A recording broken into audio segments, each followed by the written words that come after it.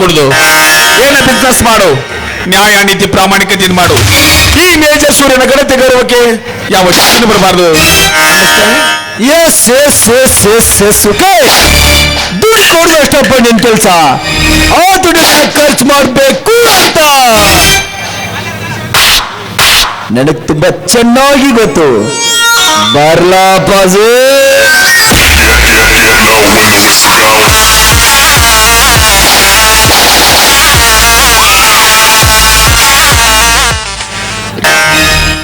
ಏನ್ರಿ ಇದೆಲ್ಲ? ಮಗ ಕೇಳ್ದಂತ ರಿಟೈರ್ಡ್ ಆಗಿ ಬಂದಿರೋ ದುಡ್ಡನ್ನೆಲ್ಲ ಎತ್ಕೊಟ್ಬಿಟ್ರಲ್ಲ. ಮುಂದೆ ನಮ್ಮ ಜೀವನದ ಗತಿ ಏನ್ರಿ?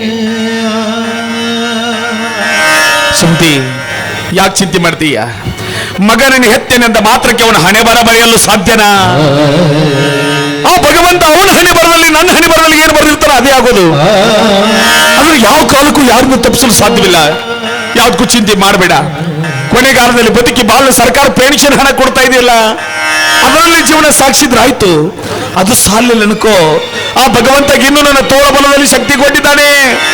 ದುಡಿದ ಜೀವನ ಸಾಕ್ಷಿದ್ರಾಯ್ತು. ಮಗ ಹೊಸದಾಗಿ ಮದುವೆಯಾಗಿ ಮನೆಗೆ ಬಂದಿದ್ದಾನೆ. ಏನೋ ಹೊಸ ಬಿಸ್ನೆಸ್ ಮಾಡ್ಬೇಕಂತ ಕನಸು ಕಟ್ಕೊಂಡಿದ್ದಾನೆ.